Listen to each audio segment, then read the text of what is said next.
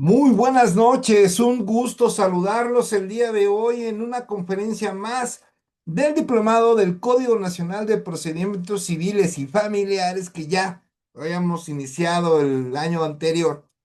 Y bueno, pues hoy ya reactivamos nuestra conferencia. Estas conferencias del Código Nacional de Procedimientos Civiles y Familiares es para principiantes. Y bueno, como sabemos todos, aquí todos somos principiantes y vamos a hacer un análisis de lo que es un tema muy, pero muy importante. El día de hoy vamos a ver lo que es la jurisdicción voluntaria, es una segunda parte del Código Nacional de Procedimientos Civiles y Familiares. Vamos a ver varias figuras que tienen que ver con cómo es la jurisdicción voluntaria en este código, que recuerden. Sabemos que para el 2027 ya va a entrar en vigor y de competencia a nivel nacional. Y bueno, hay que prepararnos ahí ya varios también diplomados que están haciendo las instituciones, pero este grupo de trabajo se dio la tarea de hacerlo, pues bueno, si queremos correr, primero hay que caminar y posteriormente pues tendremos ya que ir avanzando un poco en lo que respecta, bueno, a todas las figuras. Este es un principio, apenas es el inicio del estudio de este ordenamiento legal. Y bueno, ya subsecuente vamos a llevar pues ya los temas mucho más específicos. Y bueno, lo más importante, que esta es una labor totalmente gratuita de parte del maestro Jorge Enrique Gómez Sánchez, que es su servidor de Buró Jurídico Investigador también, que preside el maestro José Miguel González. Bueno, pues muchas gracias por su presencia el día de hoy. Esta conferencia va a estar grabada y obviamente al terminar va a estar en nuestras redes sociales también de una manera gratuita. Bien, vamos a primero a solicitarles de la manera más atenta si de favor gustan ustedes participar en los grupos de WhatsApp que dirige su servidor. Son grupos muy serios, está prohibido hablar de política, sea bien o sea mal, cualquiera de los dos vertientes. Y está enfocado exclusivamente a temas jurídicos. Si alguien gusta pertenecer a estos grupos de WhatsApp, por favor suba su número telefónico a lo que es el chat de esta conferencia. También si gusta que le estemos enviando información de conferencias gratuitas o cualquier cuestión jurídica importante, pueden subir también su correo electrónico. Y bueno, bienvenidas y bienvenidos a esta nueva era también de este grupo de trabajo y obviamente también les voy a subir las redes sociales, donde ya se encuentran más de 25 conferencias del Código Nacional de Procedimientos Civiles y Familiares. Esta es la número 26, primero déjenme ver si no me equivoco. Sí, efectivamente es la 26. Y bueno, aquí es hasta acabarnos el código, ¿eh? Aquí no hay que una parte, que una... Y vamos como viene el código. Ok, muy bien. Vamos a empezar a mostrar nuestra presentación. También si suben su correo electrónico, esta presentación se las hago llegar. Es una presentación muy sencilla, pero hecho con todo corazón para todos ustedes. Ok, bien. Vamos a ver de qué manera la podemos ver. Vamos a ver si podemos hacerla así. Ok, vamos a ver qué tal nos sale así. Ya ustedes me dicen si se ve o no se ve bien. Esto es un cálculo que nos proporciona la plataforma.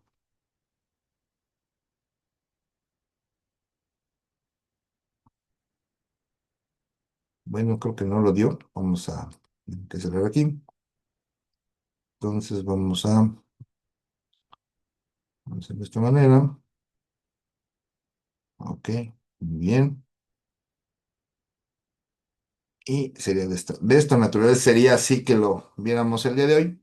Y bien, bueno, vamos a iniciar Código Nacional de Procedimientos Civiles y Familiares, donde vamos a estar viendo lo que va a ser la jurisdicción voluntaria. La jurisdicción voluntaria, permítame un segundo. Espérame tanto.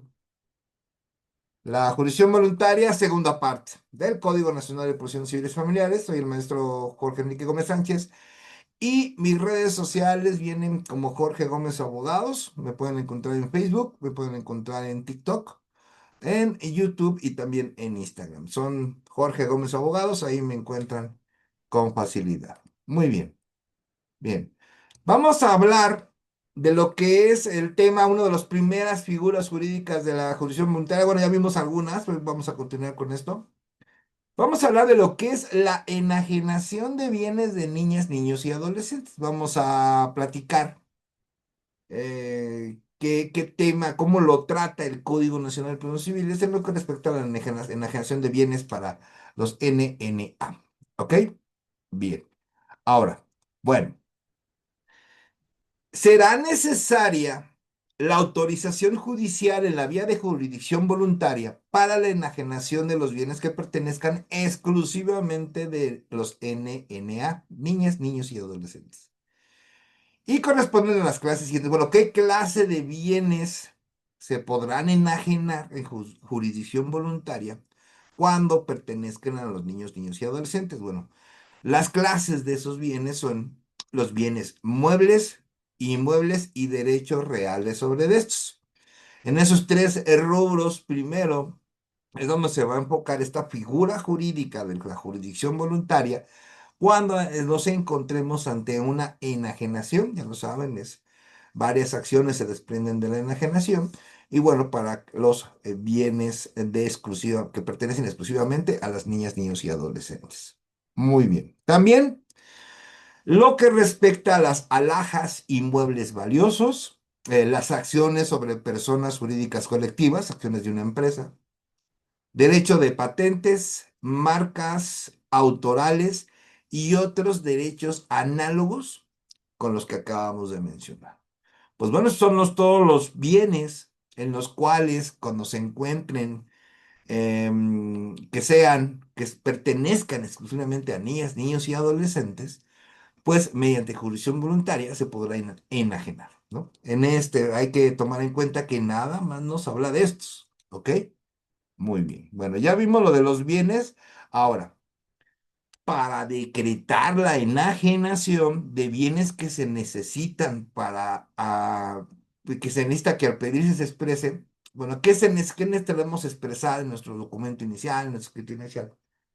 Pues bueno, primero, el motivo de la enajenación. Vamos a tener que mencionar en nuestro escrito, argumentar, redactar de una manera clara, precisa y entre lo más resumida mejor. Acuérdense que nosotros como abogados depende mucho, pues, una agilidad rápida, que seamos precisos, concisos y sobre todo que seamos con un lenguaje sencillo. Si ya no va a haber cabida dentro de los procesos jurisdiccionales, cualquiera que ustedes me pongan, el utilizar grandes redacciones y con palabras que solamente uno entiende o los entendemos entre nosotros, los abogados, pues no, hay que ser más claros, más precisos, porque hay que tener una atención mayor todavía hoy en día y en un futuro con la sociedad y la que lo tiene que entender, ¿ok? Muy bien. Primero, motivo de la enajenación. Primer punto que tenemos que cubrir. Segundo, y el objeto a que debe aplicarse la suma que se obtenga, ¿sí? ¿Sí? Entonces ya tenemos dos puntos. Primero, tenemos que mencionar en nuestro escrito el motivo de la enajenación. ¿Por qué se va a enajenar? Y el objeto en el que se va a aplicar esa suma que se obtenga. ¿Sí? Por ejemplo, si estamos hablando de una casa que se pretenda enajenar, que se pretenda vender, pues vamos a tener que mencionar el motivo primero. Y el segundo paso será decir, bueno, se va a aplicar en tal situación. ¿Sí? Son dos cuestiones ahí que ya no. Y tenemos también el siguiente, que se justifique la absoluta necesidad.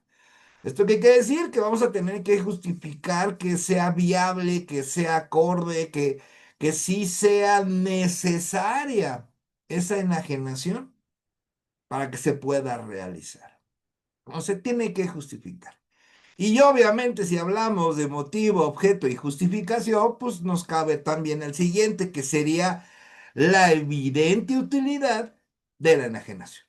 Entonces, aquí para empezar, dentro de jurisdicción voluntaria para la enajenación de bienes de niñas, niños y adolescentes, conforme al Código Nacional de Procedimientos Civiles y Familiares, tenemos que cumplir estos cuatro puntos. ¿sí? Ya primero vimos, bueno, qué tipos de bienes son los que entran en la enajenación, ya lo vimos. Ahora vamos a la estructura como tal, conforme al Código Nacional. El Código Nacional de Procedimientos Civiles y Familiares, en lo subsecuente nada más lo voy a mencionar como Código Nacional para no alargarlo mucho. Bien, pues aquí están los primeros cuatro puntos. Uno, motivo de la enajenación. Dos, objeto a que debe aplicarse la suma que se obtenga, el objeto, el dinero que se obtenga, dónde se va a aplicar. La justificación de su absoluta necesidad y que sea evidente la utilidad de la enajenación. Esos cuatro, si alguno de estos puntos no los ponemos en nuestro escrito inicial, nos van a prevenir y nos van a decir aclare, precise, ¿sí? Acuérdense, es jurisdicción voluntaria, no estamos peleando con alguien, ¿sí? O sea, esto es un control judicial. Es un control judicial en el cual, pues bueno, la persona que lo solicita, pues bueno, va a tener que cumplir con los requisitos que señala el código. ¿Ok? Entonces ya vimos los objetos y ya vimos los cuatro elementos que debe de contener nuestro escrito inicial. Bien, ahora vamos a ver la calidad de la persona, que es también muy importante. Si fuera la persona tutora, ¿sí? Quien solicitare la venta, ¿sí? En este caso, aquí es calidad de parte. ¿Cuál es la calidad de parte? La calidad de sujeto. Bueno, ¿qué tipo de sujeto? Cuando el sujeto es una persona tutora, ¿sí? Y es quien va a solicitar la venta, debe de proponer y hacer la promoción, las bases del remate en cuanto a la cantidad que debe darse de contado, el plazo, intereses y garantías del remanente, ¿sí? Esto está, cabe la posibilidad que siendo una persona tutora, primero es la calidad de persona tutora, ¿ok? Muy bien, ya la tenemos, sí existe esa persona tutora. Ok, bueno, ¿qué tiene que hacer la persona tutora? Ah, mira, lo que tiene que hacer es que va a proponer. O sea, no quiere decir, aquí una palabra bien importante, proponer, no es que se vaya a hacer, o sea, vas a proponer nada más. Y vas a hacer la promoción, o sea, es proponer y la promoción. Ok, pero ¿en base a qué? Al remate que se realice, o sea, la venta, ¿no? Primero, pues va a tener que señalar la cantidad, ¿sí? Y puede existir, el código le da esa cabida como persona tutora a decir, bueno, puedes poner una cantidad que de esa será en efectivo, ¿ok? Y en plazos se realizarán los siguientes pagos con los intereses señalados, pero habrá que entenderse que vas a tener que proponer una garantía. Entonces, estamos hablando que en la enajenación de bienes de las niñas, niños y adolescentes, como jurisdicción voluntaria, conforme al Código Nacional de Procedimientos Civiles y Familiares, siendo la persona tutora, tiene que promover y hacer una promoción, ¿sí? Y señalar precio, en este caso de contado, puede ser todo de contado. Aquí el código no te prohíbe que pueda ser todo de contado, te dice es de contado y puedes mencionar un plazo con intereses, pero ojo, debería de haber unas garantías de lo que son, del remanente. O sea, si pagó la mitad, por ejemplo, el 50%, el otro 50% se va a pagar a plazos con ciertos intereses, pero vas a tener que señalar una garantía. Estos son los conceptos que se tendrían que poner dentro de nuestro escrito inicial. Ahora, la solicitud se sustanciará ante la autoridad jurisdiccional. Obviamente quien va a sustanciar es un juez, juez de lo familiar, que corresponda con la persona, puede ser la persona curadora, el Consejo Local de Tutelas o la Procuraduría de Protección para Niñas, Niños y Adolescentes o el representante de la institución análoga en la entidad federativa de que se trate. Obviamente con vista del Ministerio Público de la adscripción. Entonces, ¿qué otras calidades de parte nos podemos encontrar? Obviamente, pues yo creo pensar que esas instituciones tienen abogados, ¿no? En una situación que se encuentren así que necesiten generar un bien inmueble, mueble, o de los que ya señalamos, de una niña, niño, adolescente, pues bueno, sí puede hacerlo. Aquí de entrada el Código Nacional sí les da la entrada, les da la calidad de parte. En este caso, pues primero, pues por ejemplo, una persona curadora, sí le da esa calidad de parte en esta jurisdicción voluntaria. El Consejo Local de Tutelas o la Procuraduría de Niñas y Adolescentes, o un representante de una institución análogas a las entidades federativas, solamente tendrán que ver ser instituciones que estén al cuidado de niñas, niños y adolescentes. Entonces, ya, pero en estos que calidad de parte que les acabo de mencionar, aquí sí hay que dar vista al Ministerio Público de la Adscripción, ¿sí? Entonces, bueno, y esto ya se vuelve más especializado. Pues, obviamente que aquí pues entraría, ¿no? Los abogados del Consejo Local de Tutela, los abogados de la Procuraduría de Protección. Y bueno, eso es importante que lo sepan, porque a lo mejor quien quite y alguno de nosotros, incluyendo, bueno, no, yo no quiero regresar al gobierno, ya después de 22 años en el gobierno federal no me quedaron ganas de regresar, pero bueno, nunca sabe. Sobre todo si hay un buen sueldo, por ejemplo. Si un día llegamos a una procuraduría, sabemos que tenemos esa facultad que nos da el Código Nacional de Procedimientos Penales. Recuerden, por favor, pueden subir su correo electrónico, pueden subir su número telefónico para que puedan ustedes revisar las mensajes que les mandamos. El número telefónico es para pertenecer al grupo de WhatsApp muy selecto y muy importante hablando jurídicamente. Está prohibido, cuestiones políticas, de entrada se los digo. Y es una expulsión inmediata, ahí no hay alguna conversación ni nada, simplemente publican algo para bien o para mal de la política, es una expulsión inmediata. Pero eso sí, muchísima cuestión jurídica, por ejemplo, hoy las tesis de viernes, alguna colega sube una duda, los que tenemos ahí tiempo, pues respondemos. Algunos somos conocedores al 100, no somos los super mega expertos, pero sí podemos darles una pequeña opinión que te pueda servir en tu caso en concreto. Entonces, esa es la gran virtud de esos grupos de WhatsApp. Y bueno, correo electrónico es para mandarles mensajes y otra para mandarles la presentación. Y ahorita en un momento les voy a subir las redes sociales donde pueden encontrar las 25 conferencias del Código Nacional de Procedimientos Civiles y Familiares. Empezamos desde el artículo 1, ¿eh? O sea, aquí ha sido todo durante todo ese tiempo y hoy ya las retomamos porque estuvimos fuera de tiempo unos meses. Pero ahorita ya regresamos y muchas gracias por su paciencia. Bueno. Para acreditar el valor del bien o bienes inmuebles, o sea, tenemos que ahora, ya vimos calidad de parte, ya vimos la clase de objetos. Vimos cuáles son los elementos que debe de contener el escrito inicial. Sabemos qué pasa si hay curador o otras figuras jurídicas que pueden hacer calidad de parte en esta jurisdicción voluntaria.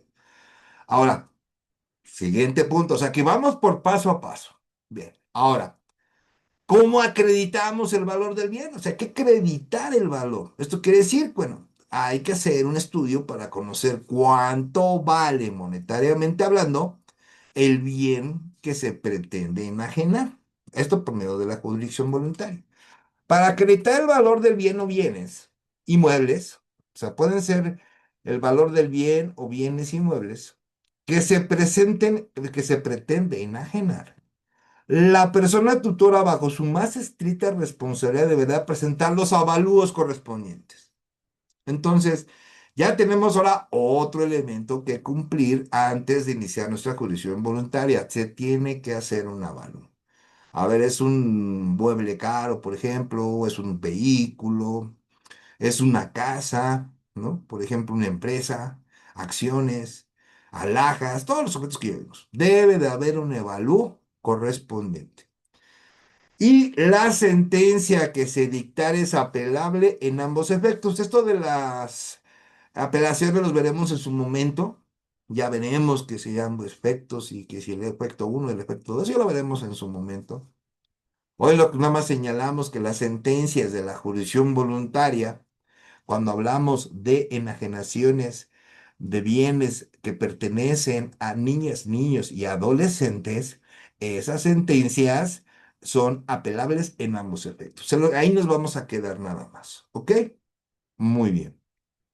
Ahora, hay varias condiciones que mencionan, en particular esta figura jurídica. Una es que respecto de las alhajas y de los muebles, la autoridad jurisdiccional determinará si conviene o no la subasta, ¿sí? Atendiendo en todo la utilidad que resulte a la niña, niño, adolescente, ¿no? Si se decreta, se hará por conducto de la institución de asistencia privada que designe la autoridad jurisdiccional. De lo contrario, se procederá conforme a lo dispuesto en el Código Nacional. ¿Sí?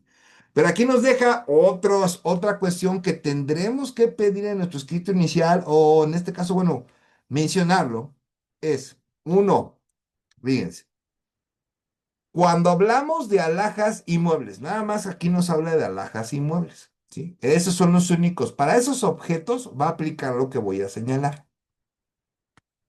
Se le vamos a tener que poner en escrito, si hablamos de alhajas inmuebles, decirle, su señoría, conforme al artículo 615 del Código Nacional de Procedimientos Civiles, solicitamos que usted determine si conviene o no una subasta conforme a las alhajas inmuebles que se pretenden enajenar, que pertenecen al niña, niño, adolescente X, ¿no? Obviamente ya el órgano jurisdiccional lo va a atender y va a tomar en cuenta que bueno, es de utilidad. O sea, la subasta, en pocas palabras, sí le conviene al niña, niño, adolescente, es lo que va a ver el órgano jurisdiccional.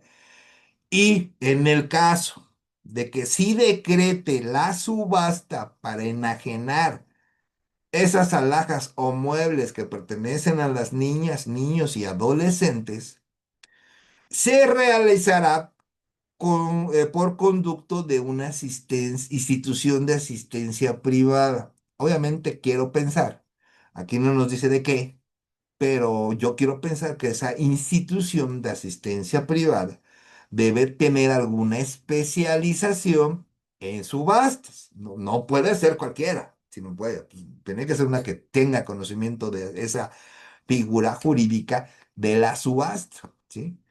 Y esa la va a designar el juez, ¿eh?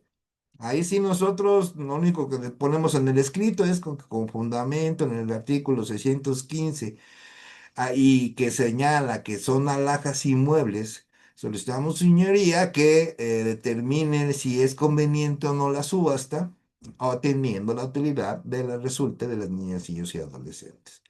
Y en su momento oportuno, la decreta señale qué institución de asistencia privada se dará a cargo de la subasta, ¿sí?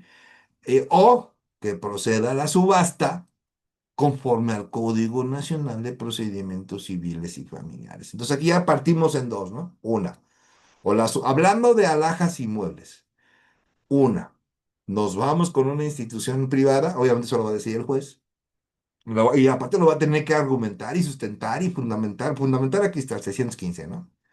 Pero argumentar esta parte que es bien esencial. Utilidad.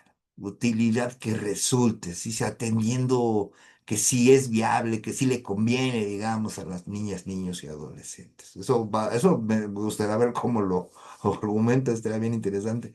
Pero bueno, todavía no nos ha tocado llevar un caso así, nos tocaría llevarlo yo creo hasta el 2027, ahorita no. Bueno, posible, no sé si ya en la Ciudad de México alguien haya llevado una circunstancia de esta naturaleza, que puede ser que sí, porque la jurisdicción voluntaria creo que ya en la Ciudad de México ya está operando. Pero bueno, eso ya no lo dirá el tiempo, ¿ok? Muy bien. Bien, ya vimos esta parte. Ahora, ya hablando de los remates, pero ahora de los inmuebles. Será conforme, o sea, cuando estamos hablando de inmuebles, el remate se va conforme al Código Nacional. Aquí ya no hay vuelta, aquí no hay esa opción. Cuando estamos hablando de bienes inmuebles, no hay opción de irte a una institución. No tiene la opción el juez de irse a una institución privada. Y obviamente, si lo pedimos, no lo van a negar. ¿Por qué? Porque sería contra lo señalado en el Código Nacional. Aquí dice el Código Nacional. El remate de los inmuebles se hará conforme a las disposiciones de este Código Nacional y no podrá admitirse postura que baje de las dos terceras partes del aval. ¿Sí?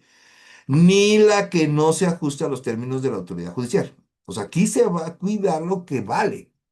O sea, aquí no es una ganga. Vaya, aquí no hay de que, ay, pues voy a ver si encuentro algo más. No, no. A lo mucho, conforme a lo que ahorita está señalando el Código Nacional, es que en un remate de un bien inmueble de propiedad de una niña, niño, adolescente, bajo la jurisdicción voluntaria conforme al Código Nacional, no puede ser menor de las dos terceras partes de la suma que indique el avalúo. O sea que no, aquí no puedes llegar, ofrezco la mitad, no, no, no, no, no. O sea, la mínima postura son las dos terceras partes. No puede bajar de ahí, ¿sí? Entonces, esto hay que tomarlo en cuenta al momento que se remate un bien inmueble. Muy bien. Se hace una subasta, dice, si en la primera subasta no hubiere postor, la autoridad jurisdiccional convocará a solicitud de la persona tutora. Entonces, no hubo postores en la primer remate. Y a solicitud de la, o sea, si nosotros estamos promoviendo, somos, representamos al tutor, al curador, o en su caso al Consejo de Tutelas, tendríamos que solicitar, ¿no? Tendríamos que solicitar, eh, a, convocáramos a una junta, ¿sí?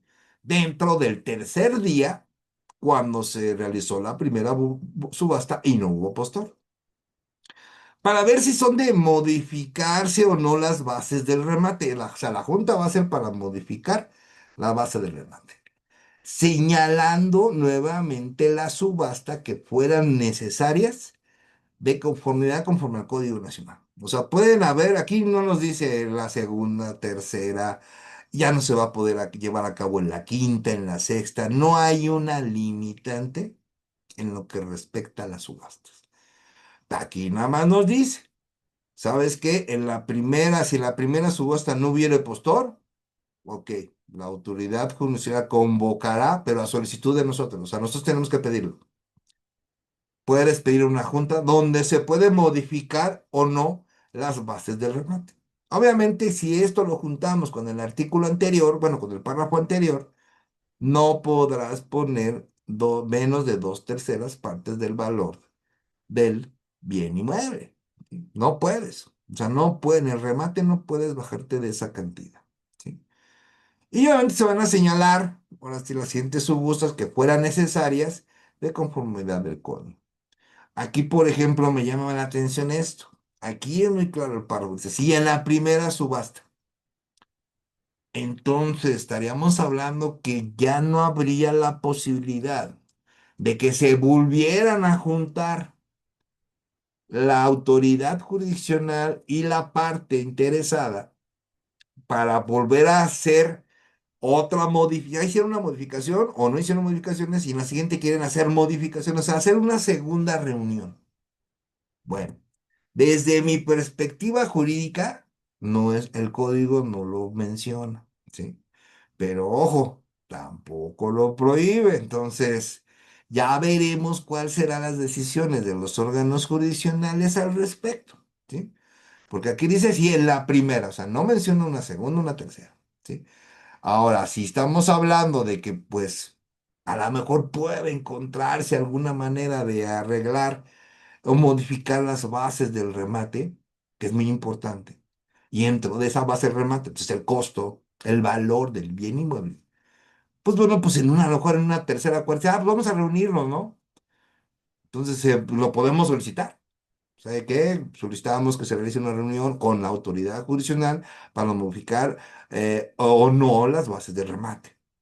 Y el juez nos puede decir al momento de contestar, de hacer su pronunciamiento, ojo, a ver, espérame. El código nada más me dice que es en la primera. No tengo por qué hacer otra vez la junta. Puede tomar esa postura. O, no, sí, nos reunimos.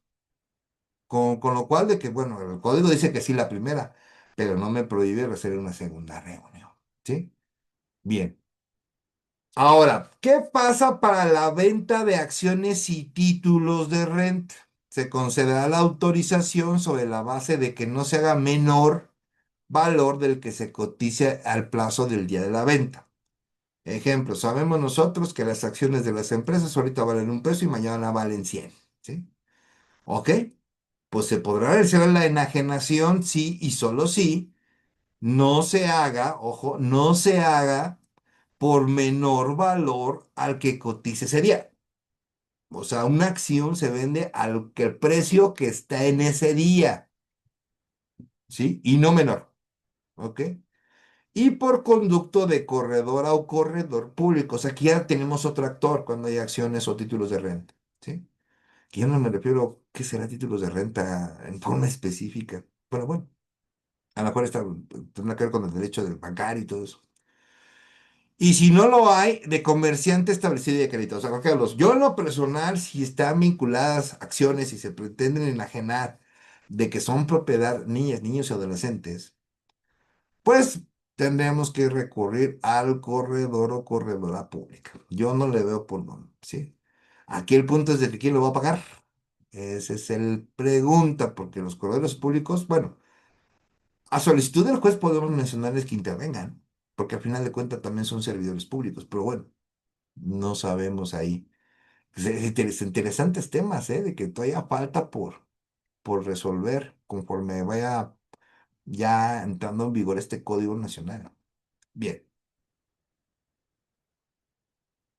El precio de la venta se entregará a las personas tutoras, obviamente, si la caución, finanzas o garantías prestadas son suficientes para responder por él, ¿sí? De otra manera, se depositará en el establecimiento destinado al efecto. Y fíjense que este tema está fabuloso. Vean cómo acota el Código Nacional, ¿sí? Aquí está acotando, ok, a ver, tú, tutor, o la persona que lo pidió, ¿no? Bueno, aquí habla de la persona tutora. Si se le entrega a la persona tutora, nada más habla que si se le entrega a la persona tutora, nada más a ella se habla. Ok, bien. La casa se vendió en 1 millón, aquí está el 1 millón de pesos. Pero vaya, permíteme tantito, tutor, ¿sí? Necesito una caución o una fianza o una garantía que tú me des suficiente por responder por ese 1 millón de pesos. O sea, no te lo voy a dar nada más así porque sí. Nada más porque eres tutora y porque tú pediste la venta del bien inmueble. Está fabuloso esto. Aquí sí, el tutor que quiera enajenar un bien que pertenece a un niño, niño adolescente debe de contemplar esto. Y nosotros como abogados decirle al cliente que nos contrate, ¿no? Porque no, que quiero enajenar, ok, a ver, pues le informo. Sí, usted sí se encuentra motivado, todos los elementos que ya vimos, ¿sí? ¿Para qué se va a utilizar? ¿Cuál es el objeto? En verdad es necesariamente absoluto que se realice. A esa parte sí la cumplimos. Pero ojo, cumples con la. O sea, imagínate, si te dan en la venta de una casa que vale 10 millones de pesos y se venden 10 millones de pesos, pues vas a tener que responder con una garantía, con una fianza, con una caución de 10 millones de pesos. Señor, ¿tiene ese dinero? O sea, sí, porque en el caso de que te entreguen el dinero, pero ojo, ¿ok? Te dice que no, pues no tengo eso. Ah, no te preocupes. Solo que vas a lograr la enajenación del bien inmueble, pero no vas a recibir ningún centavo. El Código Nacional es muy claro. Si lo quieres, me tienes que dar garantía a mi juez. O caución, o una fianza a mí. Si quieres que te entregue a ti los 10 millones de pesos, ¿no? Ejemplo. Ah, no tienes el problema. A ver, ¿dónde hay que pagarlos para el asunto que le compete y que para qué fin lo pediste? ¿Ante qué establecimiento? Y ese establecimiento se le pagan los 10 millones de pesos. Fabuloso esto. Muy fabuloso. A mí me encantó. Porque es un acotamiento de decir, no, espérate. O sea, no es así como mencionar, ¿no? Entonces, y no es tan fácil. Si tú ya mencionaste para qué es, y esto puede ser, por ejemplo, para una enfermedad grave, por ejemplo, para una atención especializada, para un viaje de una atención médica en otro país, ¿no? Para estudios, también puede ser mencionado para estudios, para una cuestión de que a lo mejor en el extranjero, ¿no? Sí, ok, muy bien, sí, pero ¿qué crees? Se los pagamos a la universidad, se lo pagamos a la escuela. Perfecto, ¿sí? El tutor no toca ningún centavo. Y eso me pareció súper buen tema. La autoridad jurisdiccional señalará un término prudente a la persona tutora para que justifique la inversión del precio de la enajenación. Bueno, en el caso de que justifique una inversión, pero esa inversión, si vas a justificar algo, pues bueno, va a ser vinculado ¿a qué? Pues obviamente a los derechos y cualquiera de los derechos de los niñas, niños y adolescentes. Para mí está acorde, está bien acotado y bueno, ya veremos cómo nos va en este tipo de procedimientos de jurisdicción voluntaria conforme al Código Nacional. ¿Ok? Seguimos. Bien, para la venta de los bienes inmuebles de las personas menores de edad, mucha gente dice, y me ha tocado muchos, es que ya no son menores de edad y que ya dijo la corte y que no sé qué. Bueno, pues sí, a lo mejor el término ya no se debe de ocupar, el término que debemos utilizar es niñas, niños y adolescentes. Entonces, se los comento porque si se me va, pues es porque todavía el código lo tiene, ¿sí? No se ha cambiado esas cuestiones de los códigos que digan menores de edad, ¿sí? Pero nosotros lo entendemos como niñas, niños y adolescentes, ¿ok? Bien, para la venta de los bienes inmuebles de las niñas, niños y adolescentes, o de los muebles que ejercen la patria potestad o tutela, requerirán la autorización judicial en los mismos términos. O sea que aquí es parejo, tutela, patria potestad. Aquí todos van a tener que cumplirlo conforme al Código Nacional, como hemos mencionado. ¿Ok? Ahora, el procedimiento se substanciará con intervención del Ministerio Público. Se tiene que dar vista al Ministerio Público de la adscripción del lugar.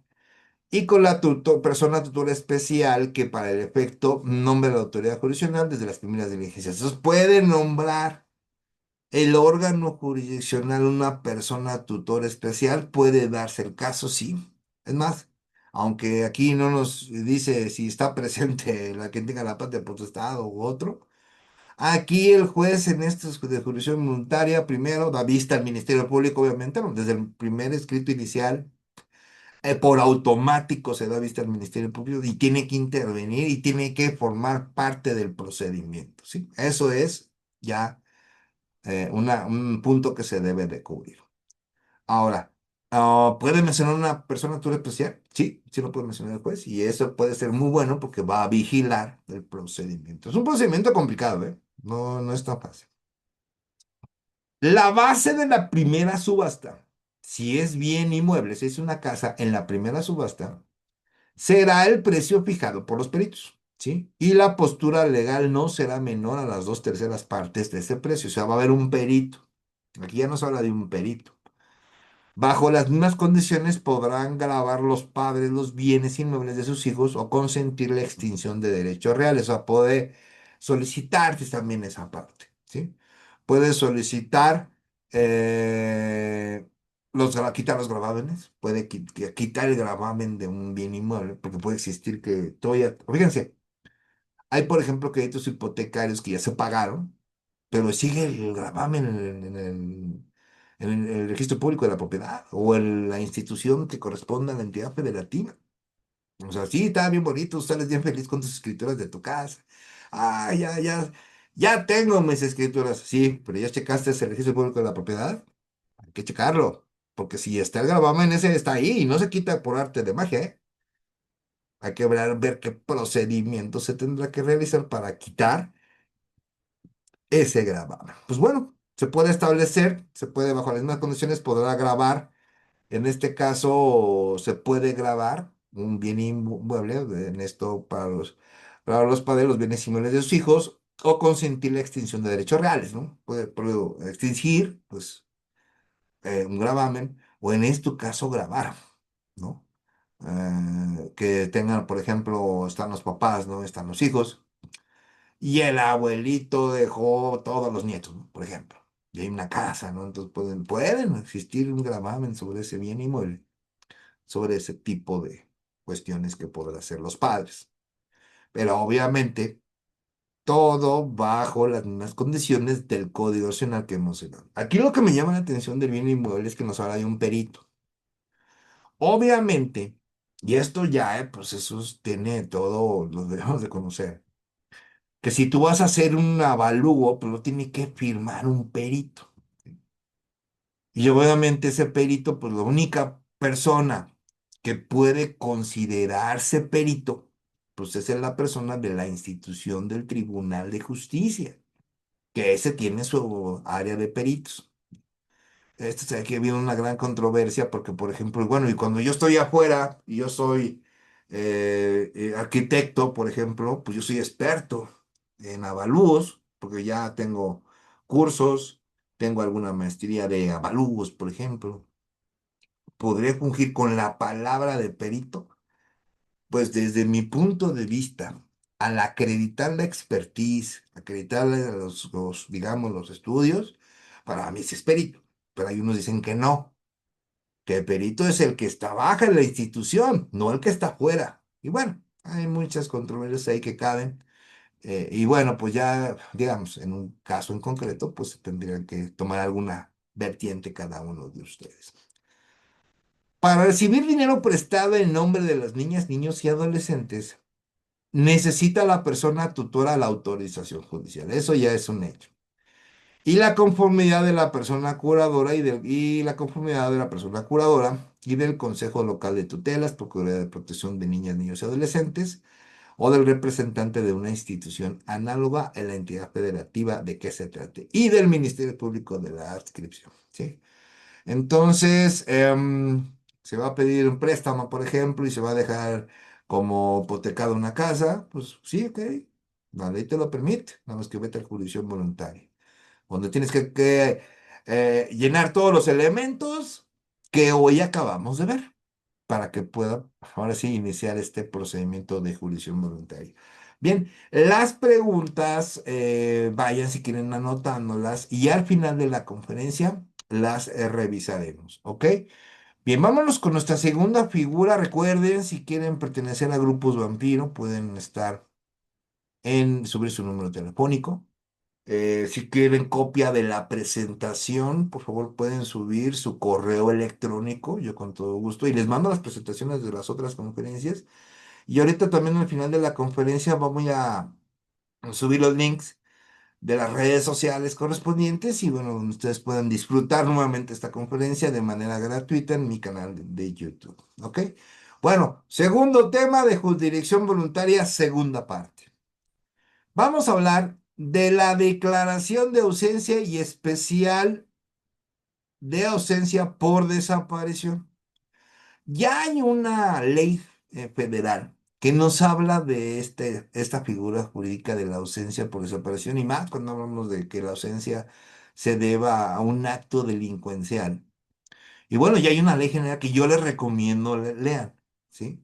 Es muy importante, te puede llegar un caso de esta naturaleza y bueno, pues es el cuidado de los derechos pues, si esta persona estaba encargado, ¿no? De mantener su esposa, sus hijos, pues ahora ya no está, ¿no? Entonces ahí intervienen muchos derechos que se tendrán que cubrir si esta persona trabajaba, si esta persona era propietaria de un bien inmueble, si esta persona ganaba un sueldo, si esta persona tenía una cuenta bancaria, y bueno, infinidad de cosas que intervienen ahí. Es un tema sumamente interesante.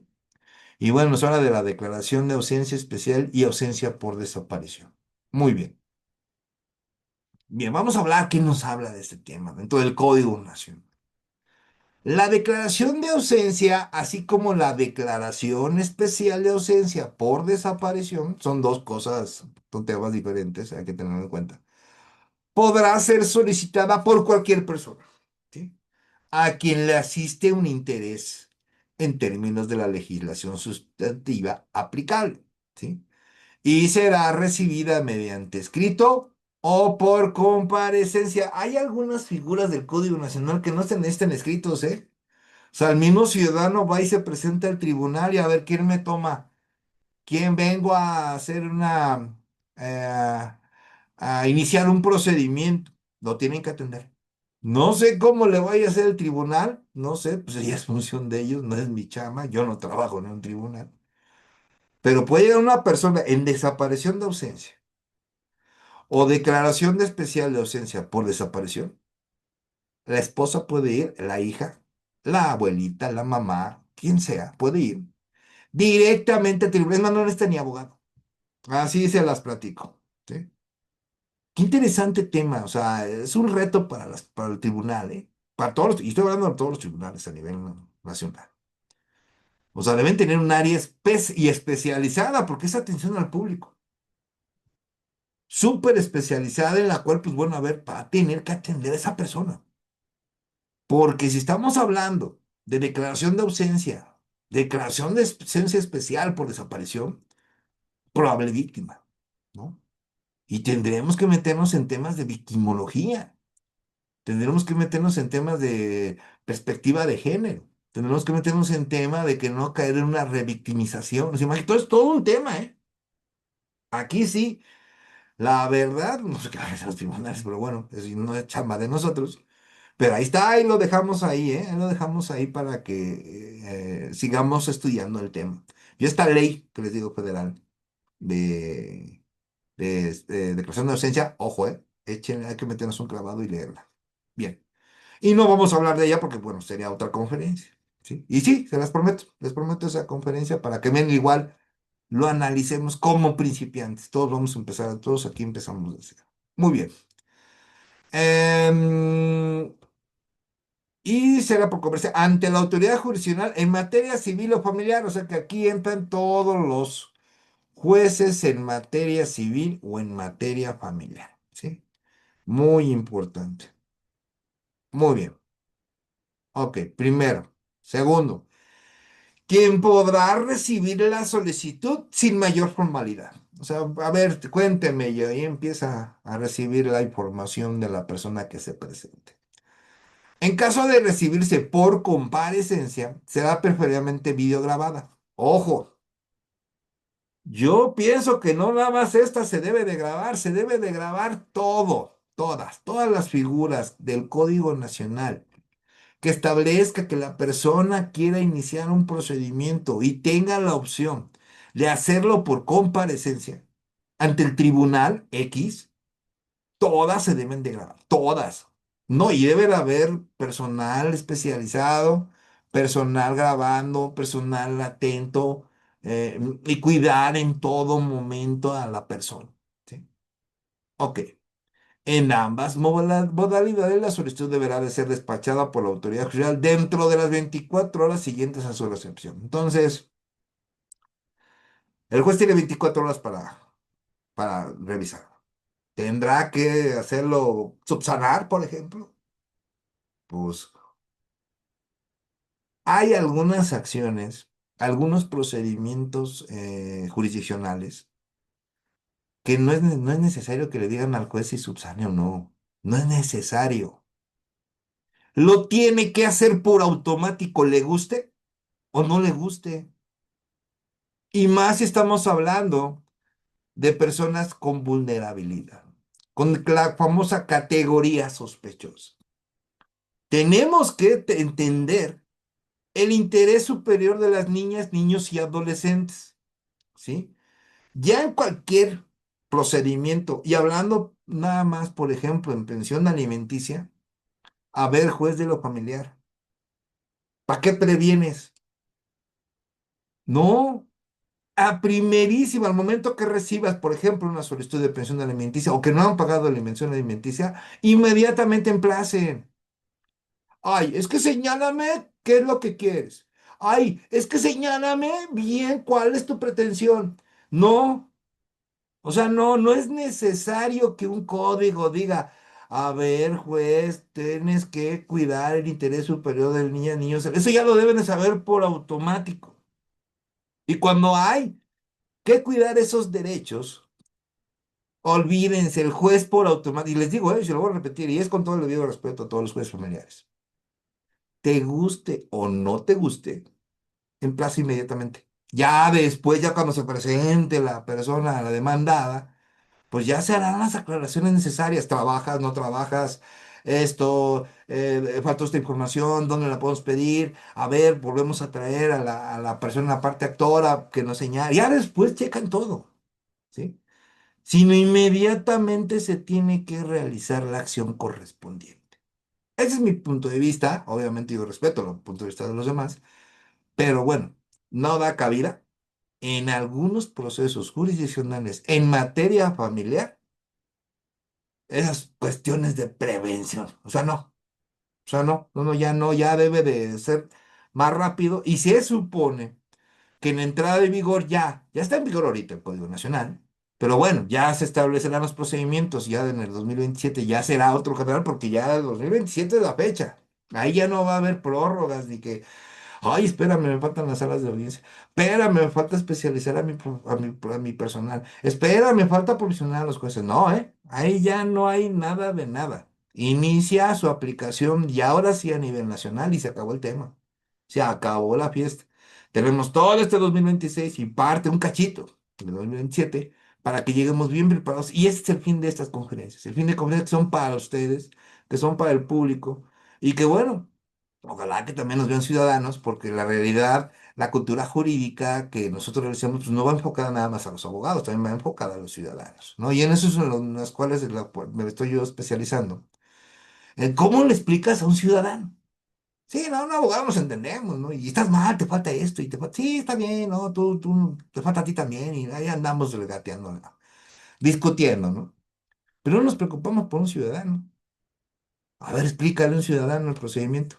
Y tú tienes que pues, decirle las consecuencias, lo que puede pasar, cómo funciona el tribunal, porque hasta eso le tienes que explicar, porque no es por arte de magia. Y se los comento esto porque me dejó un asunto bien interesante, donde había, pues, se peleó la pareja, denuncian a una de ellas por violencia.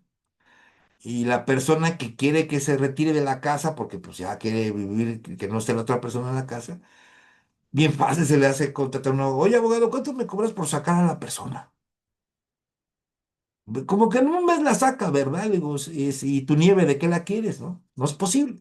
Obviamente la persona se molestó y todo. Y no va a conseguir, pues consigue otro abogado, a ver quién te roba, ¿no? Porque yo no te voy a robar. Entonces, pues, no es de la noche a la mañana. Nosotros lo sabemos. Pero explícaselo a un ciudadano. O sea, porque ellos tienen otro chip, ¿eh? O sea, en serio. Bien, después de este brevario público, brevario normal. Continuemos que en caso de que la persona solicitante comparezca sin representación autorizada, la autoridad jurisdiccional designará de inmediato persona de la Defensoría Pública para su asistencia y representación. En desaparición de ausencia, la persona puede ir solita, se le va a atender, se le va a admitir, se le va a dar continuidad inmediatamente. Bueno, eso es mi pensar. O sea, no va a haber formalidades ahí. O bueno, las necesarias nada más, digamos. Con la información sobre todo. Y ojo, si no lleva representante, va a hacer la Defensoría Pública su actuación. Va a estar un abogado de oficio al tanto de ese asunto. ¿Ok? Muy bien. Bien. La declaración especial de ausencia por desaparición, en este caso, estamos hablando de una declaración de ausencia, acuérdense, y son dos diferentes, declaración de ausencia y declaración especial de ausencia por desaparición. Son dos figuras jurídicas diferentes. ¿Ok? Bueno, se tramitará por la autoridad jurisdiccional en materia familiar o civil de conformidad, o sea, cuando es una declaración especial de ausencia por desaparición, se va a aplicar en todos los juzgados familiares a nivel nacional la ley general en materia de desaparición forzada de personas, desaparición cometida por particulares y del Sistema Nacional de Búsqueda de Personas, ley que les estoy comentando desde hace un momento. Esta es la ley que debemos conocer cuando hablemos de una declaración especial de ausencia por desaparición para esa figura jurídica. Y esta ley general se va a aplicar para todos los juzgados familiares. Y es todo un procedimiento, ¿eh? También. O sea que ahí eso ya para que lo tengamos ya bien enfocado. Así como las leyes especiales en materia del orden federal, de las entidades federativas, en lo no previsto en esas leyes especiales se va a observar las disposiciones de este Código Nacional para su debida tramitación. ¿Sí? En cuestiones que no estén mencionadas ahí, pues bueno, se tendrá que regresar al Código Nacional de Procedimientos Civiles Familiares para su tramitación. Entonces, en declaración especial de ausencia por desaparición, se aplica esta ley general. ¿Ok? Muy bien. Ahora, ante la solicitud de declaración de ausencia y de la declaración de ausencia por desaparición en su caso, porque son dos procedimientos diferentes, dos figuras jurídicas diferentes. En su caso, la autoridad jurisdiccional deberá, una vez admitido el trámite, dar intervención inmediata tanto a la autoridad ministerial correspondiente, en este caso, al momento en que reciba la información, el juzgado, bueno, el tribunal respectivo, vista inmediato o en ese mismo momento al agente Ministerio Público adscrito a esa localidad, ¿sí? O también como el Sistema Nacional de Protección Integral de Niñas, Niños y Adolescentes, así como las autoridades del Sistema Nacional de Búsqueda de Personas, igual se da vista a ellos. Dichas autoridades deberán ser notificadas de inmediatamente por el medio de comunicación que la autoridad judicial considere más efectivo. Quiero pensar que los tribunales están adecuándose para que en el momento que reciben una declaración de ausencia o una declaración especial de ausencia, como ya lo vimos, una declaración de ausencia y declaración especial de ausencia por desaparición, o sea, porque de las dos, por correo electrónico en ese mismo momento se dé vista al Sistema Nacional Integral de las Niñas, Niños y Adolescentes, inmediatamente se dé vista al Sistema Nacional de Búsqueda de Personas e inmediatamente se dé vista a la gente del Ministerio Público. Por correo inmediato, o sea, no es necesario de que elabore. Bueno, se va a tener que elaborar el oficio, lo va a tener que firmar el juzgador, lo va a tener que, o quien haya designado el tribunal, quien firme, pero eso debe hacerse inmediato. Estamos hablando de una persona desaparecida y está en juego los derechos de niñas, niños y adolescentes y de personas vulnerables. ¿Sí? Ojo con esto. ¿Sí? Ahora, presentada la solicitud en el no proveído. La autoridad jurisdiccional dispondrá lo relativo a la admisión, ¿sí? Se presenta la solicitud, ¿no? Entonces va a proveer el juez, pues en el no proveído la autoridad jurisdiccional dispondrá lo relativo a la admisión, o sea, va a admitir, pero tiene que admitir, ¿no? O sea, aquí no hay de que no admito. Ya después se les verá, ¿sí? Pero bueno, pero tiene que admitir de las pruebas ofrecidas por la persona promovente, ¿sí? Cuando así fuera necesario, si la persona no ofrece pruebas, pues se las va a tener que admitir. Y va a ordenar recabar oficiosamente las probanzas que considere faltantes, ¿sí? Bien, pues en este caso, pues va a tener que pedir todo, ¿sí?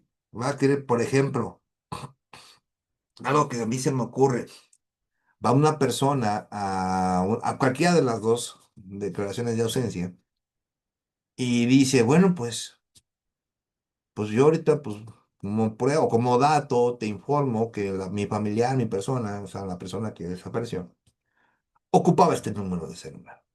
Pues una de las primeras es solicitar datos conservados. A ver cuál fue su última posición, cuál fue su último lugar donde estuvo. ¿No? Por ejemplo, ¿cuándo fue la última vez que tuviste comunicación? ¿Con quién se junta? ¿No?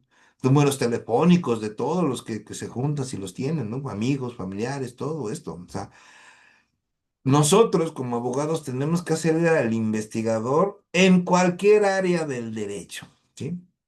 Ojo, no todo es penal. ¿Sí? Que todos dicen, no, pues que si eres penalista, pues también pues, ahí le haces al policía. No, no, no, no.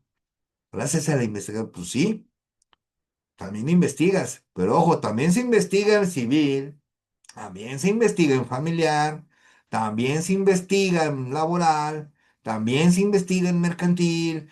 En cualquier área del derecho que ustedes me digan, nosotros investigamos. Tenemos que ser expertos en la investigación, ¿no? Esa es una realidad.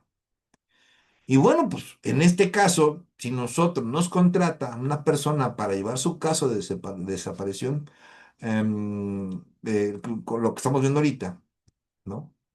Declaración de ausencia, pues bueno, tenemos que llevar a cabo esto, ¿no? Decir, bueno, pues sí, pues hay que pedir estos conservados. ¿No? No tiene mucha ciencia de hacer un test de proporcionalidad y que y que vayas con el Centro Nacional de Justicia de Intervención de Comunicaciones Privadas del Poder Judicial de la Federación. Bueno, algunos pues lo tendrán que meter ahí si quieren, ¿no? No hay problema. Pero para mí, para las cuestiones de formalidad y para cuestiones de velocidad en la investigación, en el procedimiento de la declaración de ausencia, un juez puede establecer, solicitar, un juez local puede establecer un análisis, ¿sí? Para poder solicitar esos datos conservados, conocidos en el medio de nosotros como registros telefónicos, del número telefónico de esta persona que está informándose a la autoridad jurisdiccional que se encuentra ausente, ¿sí? Así nada más, desde mi perspectiva. Obviamente, pues habrá muchos otros tipos de información. Tendremos que establecer ya lo medio actual, ¿no? Redes sociales, investigar si la red social se encontraba, si te puede dar información de geolocalización. Sí puede haber información en redes sociales de que cuáles eran sus contactos, si la utilizó, ¿no? Su último mensaje, por ejemplo, en alguna red social. Y bueno, obtener información que pueda ayudar a encontrar a esta persona o qué fue lo que pasó. ¿Sí? Obviamente que aquí sí va a tener que intervenir el Ministerio Público, se va a tener que abrir una carpeta de investigación y todo este tipo de investigación se supone y en teoría ya la conocen los policías de investigación y la gente del Ministerio Público. Yo quiero pensar que sí todos conocen eso, ¿no? Y estoy confiado que sí lo conocen. O sea, ya ahorita a estas alturas del partido, ya la policía pues, ya es más científica hoy en día, tiene más inteligencia. Y mando saludos a todos los que son policías y ministerios públicos. Tienen toda mi admiración, porque con esos sueldos y vivir, lo vuelvo a repetir, están muy malos sueldos en las fiscalías, pero sí tienen todo mi respeto. Ojo, a todos los que se porten bien. Los que se porten mal, ni te vi ni me acuerdo. Bien. Y también la declaración especial de ausencia, y sin que ello signifique cargas onerosas o dilatorias a quien lo solicita. No debe de haber cargas honorarias, ¿eh? O sea, ojo con esto. O sea, aquí no sé por qué le pusieron esto de cargas honorarias, porque eso no es. Todos los servicios del tribunal deben ser gratuitos, punto. Que es también todo un tema, ¿eh? O sea, todo el servicio de todo el Tribunal de Justicia de cualquier entidad, incluyendo el Poder Judicial de la Federación, todo debe ser gratuito. Punto. Aquí no hay de que 5 pesos por la copia de certificado. No. Que pero el perito cobra 5. No. Nada, ¿eh? Nada se debe de cobrar en los tribunales. Ojalá que lleguemos algún día y lo llegue yo a ver, que eso pase. Esperemos. Muy bien. Dentro de los 5 días hábiles siguientes a la realización del trámite, se va a señalar una fecha, a los 5 días hábiles siguientes, para el desahogo de una audiencia. Va a haber una audiencia a fin de revisar o decretar medidas provisionales idóneas para la protección de la persona de cuya ausencia o desaparición se trate. Wow, esto está padrísimo, porque bueno, si estamos hablando de una medida provisional. Imagínense ustedes que hay una cuenta bancaria de la persona que desapareció y pues van a necesitar ese recurso, ¿sí?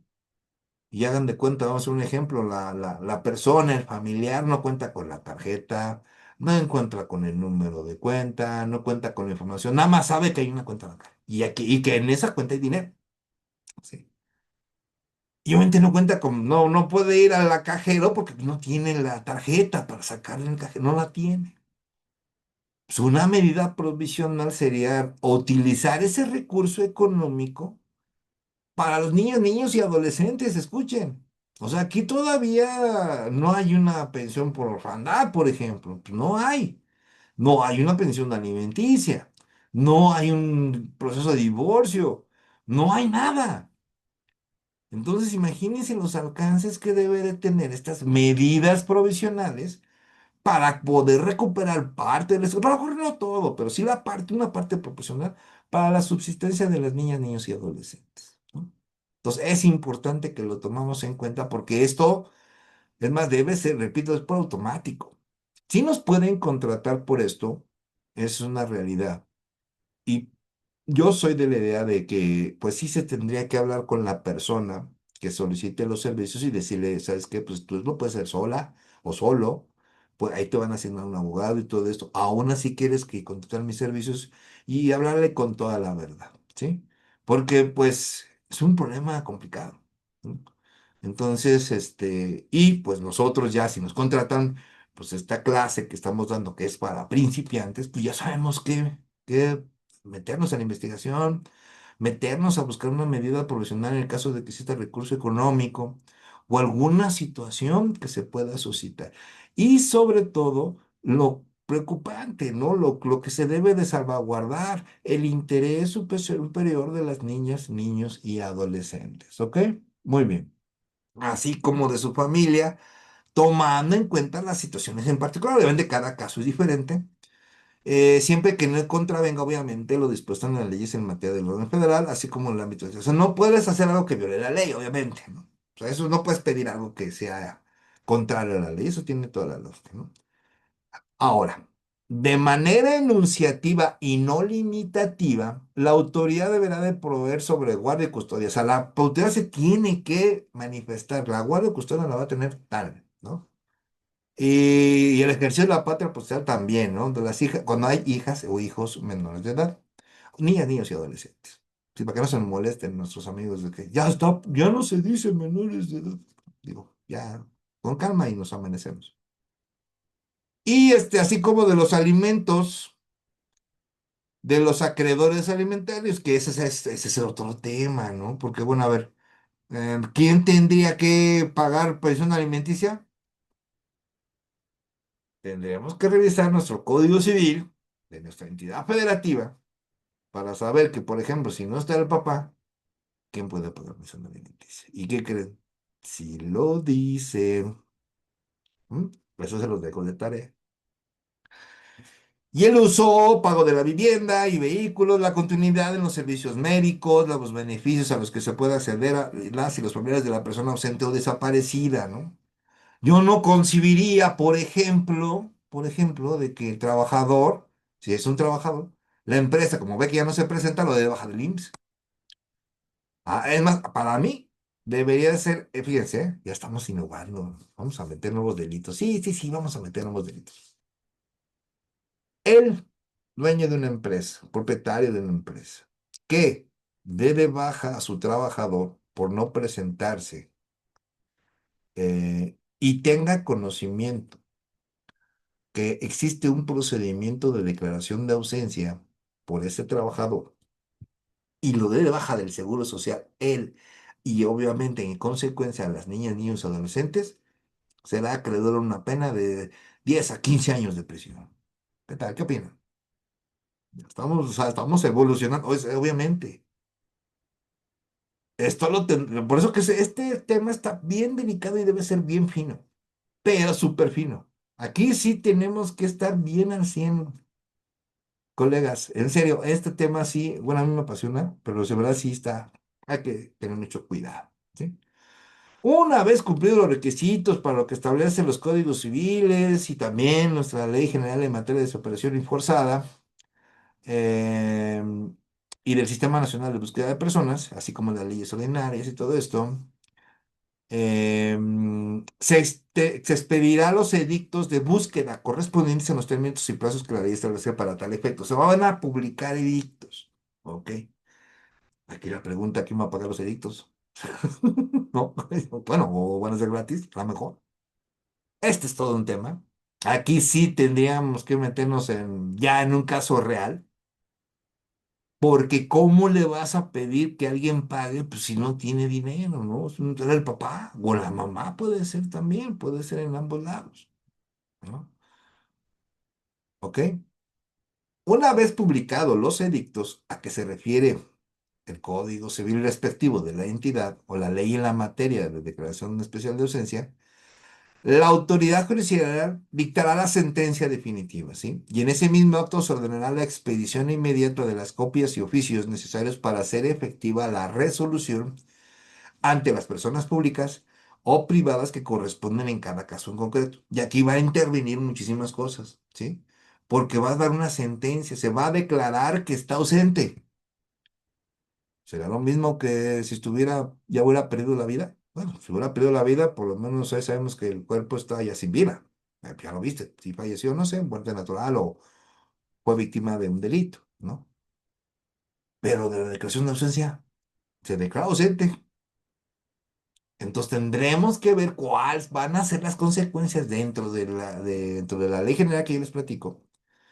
¿Cuáles van a ser las consecuencias? Y del Código Civil cuando se declara una sentencia por declaración de ausencia. ¿Eh? Y acuérdense, son dos tipos de ausencia. La resolución va a ser apelable en efecto devolutivo. Ya vimos que lo de las cuestiones de apelación lo vamos a ver después. Debiéndose remitir actuaciones originales a la autoridad jurisdiccional de apelación dentro de los 3 días siguientes. O sea, los 3 días siguientes puedes apelar. Bueno, en el entendido que dicho órgano jurisdiccional tendrá un plazo máximo de 15 días para resolver de plano el recurso sin necesidad de reenvío. O sea, va a la primera y de una vez va a determinar. ¿Sí?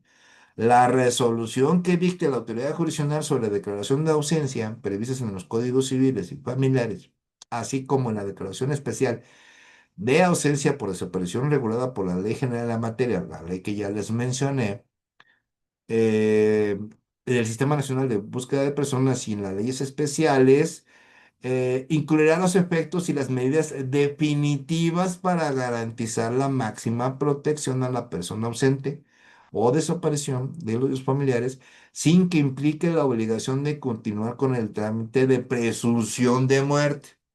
Ok, entonces aquí tenemos que pensar que ya para llegar a una presunción de muerte, primero tenemos que tener una sentencia de declaración de ausencia. ¿Sí? En ella tiene que mencionar que, por ejemplo, las niñas, niños adolescentes y la esposa, por ejemplo, o esposo, dependiendo, no será privado de los servicios de salud, por ejemplo, ¿no?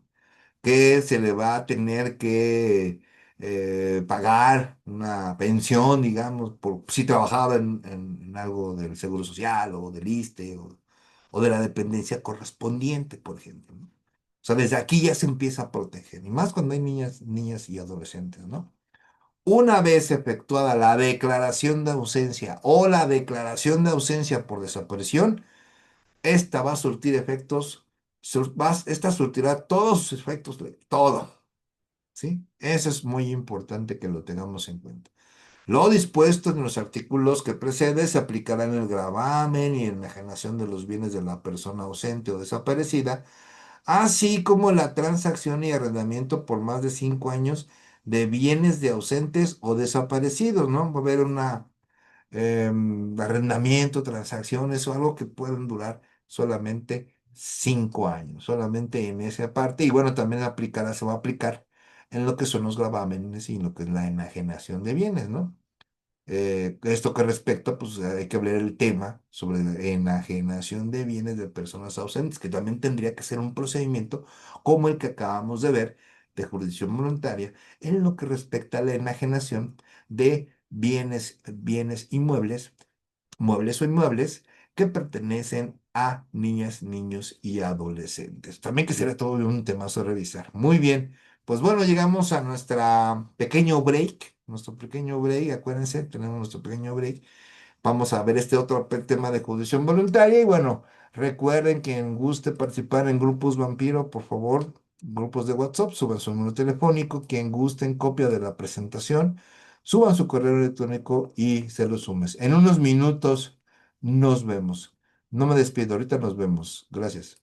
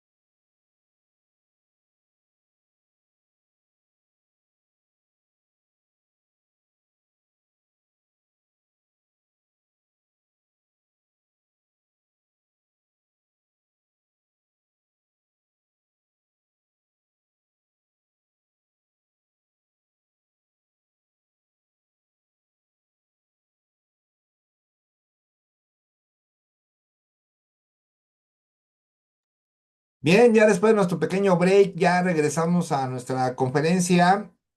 Muy bien, muchas gracias por sus mensajes. Ahorita recuerden, si quieren alguna duda o pregunta, pueden guardarla. Bueno, ahora vamos a ver con nuestro tercer tema de nuestra jurisdicción voluntaria, segunda parte del Código Nacional, que nos habla de la restitución nacional de niñas, niños y adolescentes. Bueno, ¿cómo nos habla de este tema? Vamos a abordarlo. La autoridad jurisdiccional competente para conocer de la custodia. Ok, ¿quién es competente para conocer la custodia de niñas, niños y adolescentes? Bueno, pues será aquella en cuya jurisdicción se encuentre el lugar de residencia habitual de los mismos. Bueno, eso ya lo sabemos. Donde esté la residencia de las niñas, niños y adolescentes, pues bueno, ahí está. Salvo que exista un procedimiento previo en materia de custodia o patria potestad. Permíteme, me permiten un momento, por favor, ahorita me está llegando una llamada. Permítame un segundo, te revuelvo.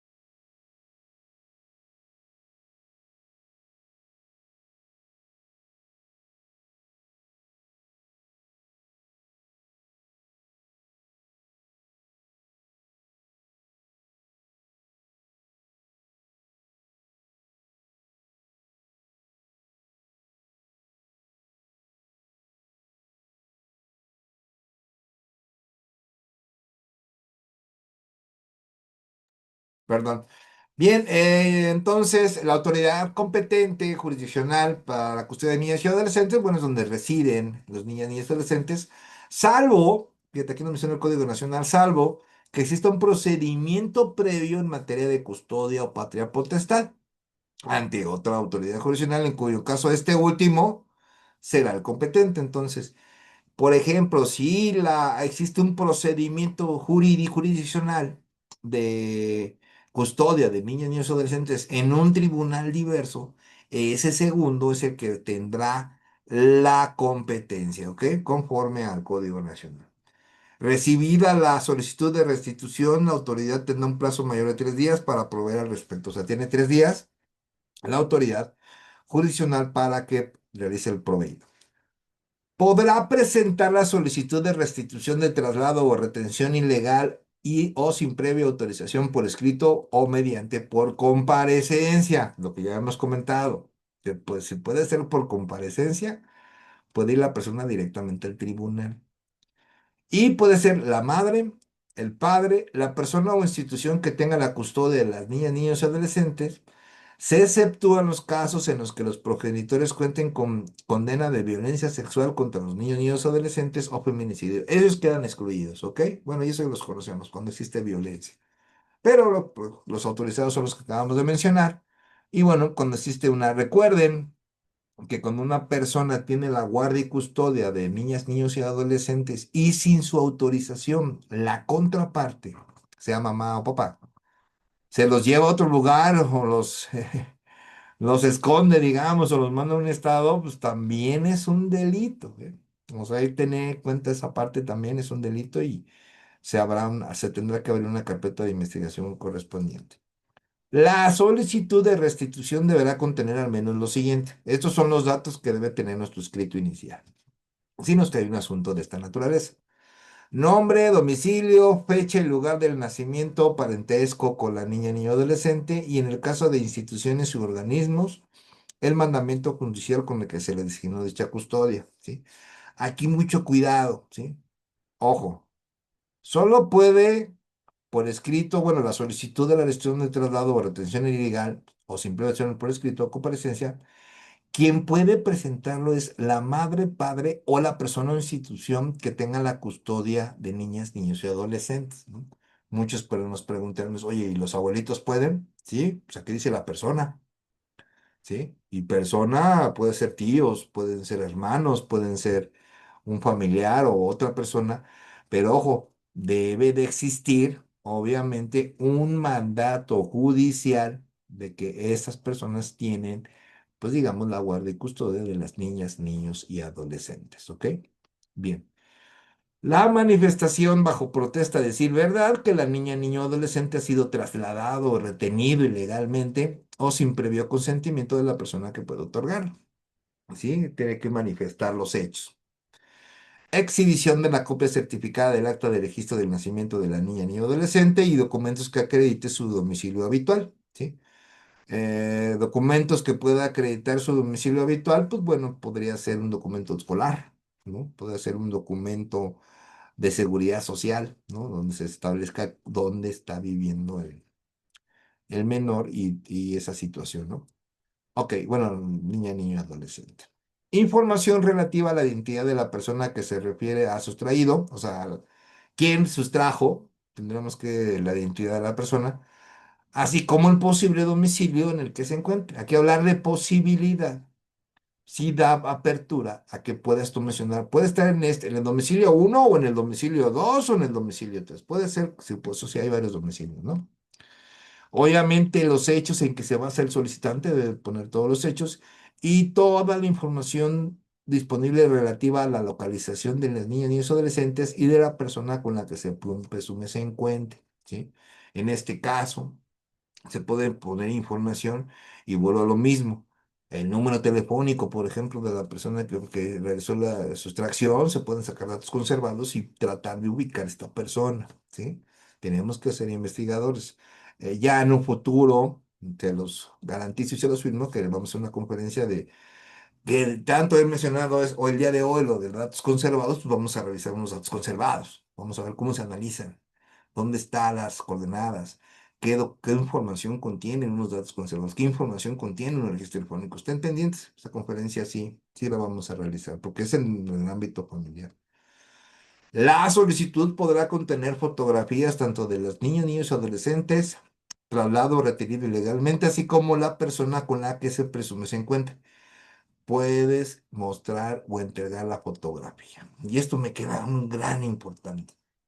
Yo les preguntaría a todos ustedes, cuando hay un proceso jurisdiccional y ustedes son parte actora, ¿habrán algunos casos que sea necesario presentar la fotografía de la persona a la que están demandando? Sí. Es muy importante. Sí lo pueden hacer. Este es el deudor alimentario. Este fue el que realizó el traslado indebido. Esta persona es la que, con la que me voy a divorciar, ¿no? Por ejemplo. Puedes presentar documentos oficiales como su INE y todo eso. Sí, sí, es muy importante. Sobre todo cuando lleven a llegar a cabo lo que se conocemos como el emplazamiento, ¿sí? Que es el darle a conocer a la persona la parte demandada que ya está demandada. Entonces, esto de las fotografías es muy importante, muy, muy importante que ya lo consideremos, que ya sepamos sacar fotografías, llegar, tomarle una fotografía a alguien sin que se dé cuenta, por ejemplo, y señalar bien en nuestros escritos utilizando ya la tecnología. Tenemos que avanzar junto con la tecnología para todos nuestros procedimientos jurisdiccionales en las que intervengamos como abogados. Tenemos que, abogadas o abogados, tenemos que ir ya en un futuro más en este aspecto. Admitida la solicitud por la autoridad jurisdiccional y autorizada, se librará de inmediato. Inmediatamente cuando es admitida la solicitud, se libra de inmediato, exhorta a la autoridad jurisdiccional con sede en el lugar en el que se señaló se encuentre la niña, niño, adolescente. Porque si estamos hablando de otro lugar, o sea, por ejemplo, otro estado de la República Mexicana, se va a tener que enviar un exhorto, ¿sí? Otorgando plenitud de jurisdicción para el cumplimiento del mandato judicial, que es la restitución, ¿sí? Se va a mandar el exhorto respectivo, ¿sí? La autoridad jurisdiccional exhortante, ¿sí? Deberá en el proveído que autorice la restitución solicitar a la exhortada, esto quiere decir que el juez de origen al juez exhortado, que provea respecto a la localización inmediata de la niña y adolescente de conformidad con los datos proporcionados en el exhorto. Ese exhorto tendrá que llevar a la persona que fue el que se los llevó, nombre completo, fotografía, el domicilio donde probablemente se encuentren, o domicilios donde probablemente se encuentren estas niñas, niños y adolescentes para su localización inmediata, ¿sí? Ejecute el requerimiento para la restitución de la niña, niño, adolescente con el acompañamiento del personal especializado para dichos efectos y en su caso el uso de la fuerza pública. Aquí en nuestro escrito inicial tenemos que poner todo esto. Y yo como consejo es de que siempre hay que poner el uso de la fuerza pública si es necesario, siempre. ¿Sí? Ya el juez decidirá si es o no. En todo momento se va a privilegiar la voluntariedad en la restitución. Esto que está aquí es donde está el punto importante, porque, por ejemplo, se le va a pedir que se restituya a la niña, niño, adolescente, a la persona que la sustrajo. Y se le va a dar la oportunidad de que voluntariamente la entregue, ¿sí? Que la restituya, ¿sí? Se le va a hacer voluntario. Ordenar el cuidado temporal de la niña y adolescente en una institución pública especializada. En su caso, porque por ejemplo, si a la persona que los tiene dice, bueno, ok, ya están, hago la restitución inmediatamente, el juez que recibió el exhorto tendrá que mencionar en su proveído para ejecutar lo solicitado por el juez de origen que pues las personas, si son restituidas en ese momento, en ese mismo instante, la niña, niño, adolescente, pues será puesta a disposición de una institución especializada en su caso, ¿ok? En este tipo de situaciones, obviamente nosotros como abogados, pues sí, tendríamos que ir con los familiares, digamos, a ese lugar, para que en ese mismo instante, pues no sea necesario que se traslade a las niñas, niños o adolescentes a una institución, sino que ahí mismo, pues, sean entregados a la persona actora de este procedimiento jurisdiccional, ¿sí? Muy importante. En caso, fíjense, ahora, en caso de oposición a la restitución, no se hagan de cuenta que llegan a la casa, sí están ahí las niñas y adolescentes, se le va a pedir de forma voluntaria a la parte demandada que restituya a los menores, ¿sí? Bueno, en ese mismo acto, en el caso de oposición de la restitución, en ese mismo acto, ordenar se realice la notificación del trámite. Dice, bueno, no te estás negando, pero de todos modos, ¿qué crees? Aquí está tu notificación, ¿sí? Y la celebración del desahogo de la única audiencia oral de restitución, o sea, se va a celebrar el desahogo, ¿sí? Al momento se le va a notificar, ¿sí? Y entonces va a haber una audiencia de desahogo, entonces se va a celebrar de una sola vez, ¿sí?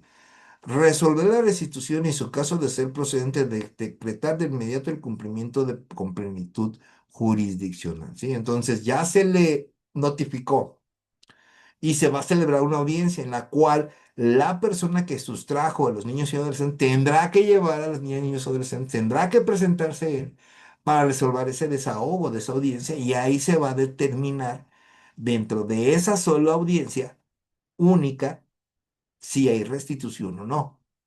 O sea, no es así, no es de automático, ¿sí?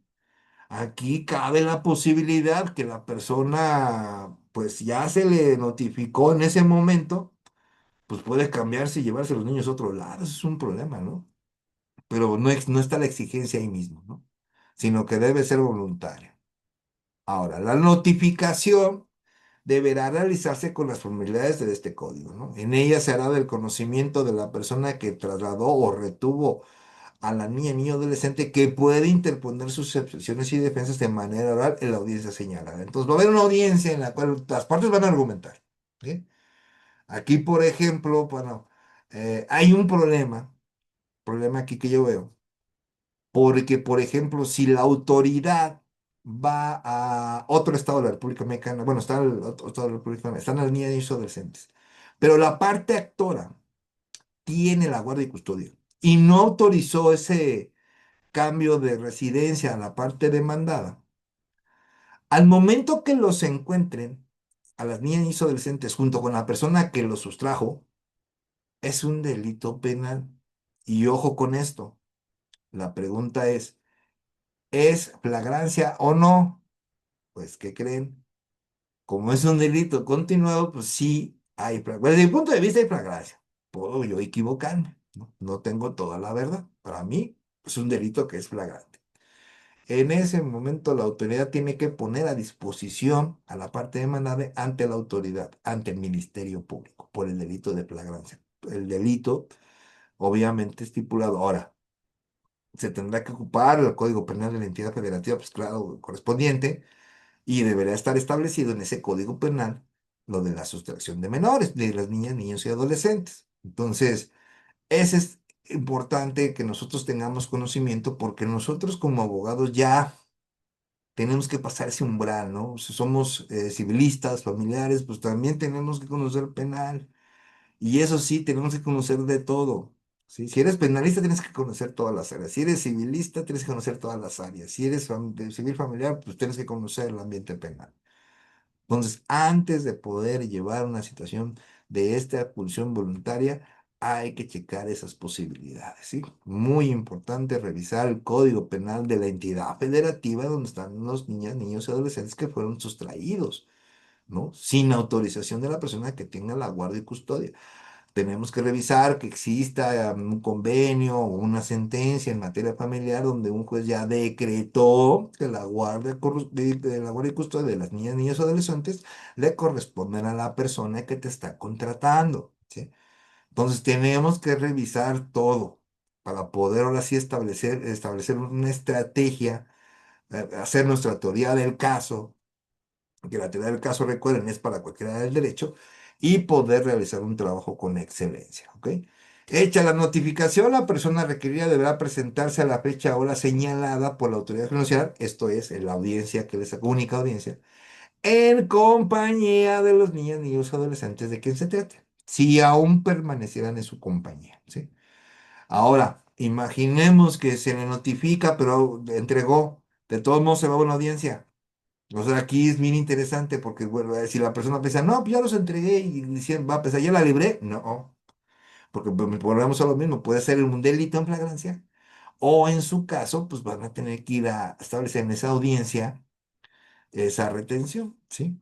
Ok, y es con tenacitas hay que tomar estas situaciones. En caso de que no asista o no se presente, con la niña, niño o adolescente, en motivo de la restitución, se le impondrán las medidas de apremio más eficaz que la autoridad judicial estime procedentes. Sin mayor trámite, se procederá a la restitución solicitada, ¿sí? Entonces, puede existir que no vaya así, y si no va, pues bueno, pues se le va a tener que realizar una medida de premio conforme a lo que diga el juez. La audiencia de restitución será única y se tramitará en forma oral. Tenemos que seguir trabajando en la oralidad, no hay más. Se celebrará en un término no mayor a 3 días siguientes a la notificación y no podrá diferirse. Y en ella se deberá determinar la procedencia o no de la restitución. Ojo con esto. Pueda haber restitución o no pueda haber restitución, ¿eh? Ojo con esto muy importante, ¿sí? Que tenemos que entenderlo. La audiencia de restitución será presidida por el juez, con la presencia del Sistema para el Desarrollo Integral de la Familia, el agente del Ministerio Público, adscrito a la autoridad jurisdiccional, el solicitante y su persona de representante autorizada, nosotros como abogados, la persona que se atribuye el traslado o retención ilegal y también su representante legal, así como el personal del juzgado que la autoridad jurisdiccional designe para dichos efectos. De conformidad a lo siguiente, sí. La persona que se le atribuye el traslado o retención ilegal de la niña, niño o adolescentes deberá señalar las objeciones que tenga para su restitución. O sea, decir, voy a objetar esa restitución, ¿sí? Y va a presentar pruebas que acrediten su dicho, ¿sí? Con base en lo dispuesto por este código. la prueba que él decide, pues él lo va a hacer. Y recuerden, ya tuvimos nuestra conferencia de pruebas, la pueden ver en nuestro canal de YouTube conforme al Código Nacional. En el mismo sentido, el acto se dará vista a la parte contraria para que manifieste lo que su derecho corresponda en esa misma audiencia. En esa misma audiencia se va a hacer un descubrimiento probatorio, se va a también realizar un acto de admisión o exclusión de medios de prueba, o sea, va a ver ahí cuál sí entra, cuál no, ¿sí? Y ambas partes van a conocer todo, ¿ok? Se escuchará también a la niña, niño, adolescente en cuestión, si así lo desean, ¿sí? Si así lo desean las partes, pues también puede ser una escucha de niña, niño, adolescente a efecto de que sus manifestaciones sean consideradas con base en su autonomía progresiva. Bueno, esto a la edad, ¿no? Desahogadas las pruebas y escuchadas las partes, se va a decretar la restitución o su negativa. Contra dicha resolución no procede ningún recurso. La audiencia deberá ser videograbada. Entonces, en una jurisdicción voluntaria de restitución de niñas, niños y adolescentes, no hay apelación. Nos tendríamos que ir directamente al amparo. La restitución de niña, niño, adolescente se podrá negarse con la siguiente. O sea, hay unos requisitos que se deben de cumplir. Si estos requisitos existen, no puedes pedir restitución, ¿eh? Ojo, número uno, que existan pruebas suficientes a consideración de la autoridad jurisdiccional de peligro inminente o cualquier tipo de violencia generada por la persona que solicite la restitución o con quien que ésta comparta la residencia habitual, ¿sí? Es muy importante revisar si existió violencia, pero no nada más tu dicho, hay que tener pruebas, ¿sí? Que existan pruebas suficientes a consideración del juez de que existe un peligro inminente o cualquier otro tipo de violencia generada por la persona que solicitó la restitución. O sea, esto es para la parte contraria. Si la parte contraria, la parte demandada, tiene pruebas de que hay peligro inminente o violencia generada por la parte actora, se podrá negar la restitución. Y eso se ve en juicio, ¿eh? Y se ve oralmente. O sea, tienes que plantear tus pruebas y todo argumentando ahí si estás por el lado de la parte demandada, ¿sí? Quien solicitó la restitución no tenga derecho para solicitarla. Eso sí, si no tienes derecho, no. Y ya vimos quiénes son, padre o madre o persona o institución que esté haya designado. Esos tres son las calidades de parte que están autorizadas para pedir una restitución. Que la persona adolescente solicitada hubiera alcanzado la edad de 16 años y manifieste su conformidad con el traslado. Que estos dos son importantes. Si en la audiencia se le da el uso de la voz a la niña, niño, adolescente de 16 años y ella manifiesta o él manifiesta su conformidad, que está de acuerdo con el traslado, se acabó la fiesta. No va a haber restitución, ¿sí? Ojo con eso, muy importante que lo tengamos en mente. El desarrollo de la audiencia y la resolución que dicte la autoridad deberá pegarse de manera estricta al principio de interés superior de las niñas, niños y adolescentes. Eso ya tiene que ser por automático. En caso de que sea ordenada la restitución de la niña, niño o adolescente buscado, este deberá ser entregado al solicitante, quien para su traslado al lugar habitual de residencia de la niña, niño o adolescente podrá ser acompañado por quien hubiera ejercido su cuidado, si así lo determina la autoridad judicial. Claro, eso ya va a ser lo que lo va a determinar que sea un acompañante que lleve a la parte solicitante. La autoridad jurisdiccional del lugar de residencia habitual de la niña, niño o adolescente, quien fuera objeto de la restitución, será la única competente para determinar la custodia, régimen de convivencias y patria potestad. Obviamente que el juez de origen es el que va a determinar, ¿sí? Primero, si hay restitución y además determinar la competencia es lo de la custodia, régimen de convivencias y patria potestad. Ahora, ¿qué pasa a nivel internacional? Las solicitudes de la restitución internacional de niñas, niños y adolescentes está conforme a las disposiciones previstas en los tratados internacionales, primero que tengamos México con otros países y este código nacional. Pues en verdad espero que les haya gustado. Muchísimas gracias por su presencia. Es todo un tema este Código Nacional de Procedimientos Civiles y Familiares y en verdad es un estudio que tenemos que hacer, pues ya lo tenemos que llevar a cabo para este año 2027, que ya se nos aproxima.